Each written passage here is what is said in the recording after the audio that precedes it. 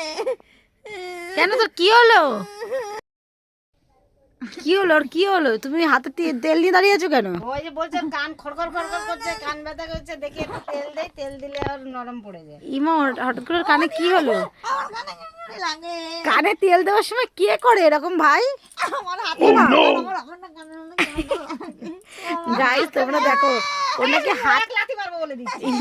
ওনাকে হাত পা ধরতে হবে কানে তেল দেওয়ার সময়। দেখি দেখি দেখি দেখি, দিল দিল দিল দিল। ই মা, হইছে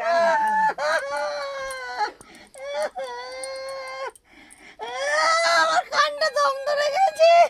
এটা কি হলো? ই বাবা, কি যুদ্ধ চলছে! কি হলো?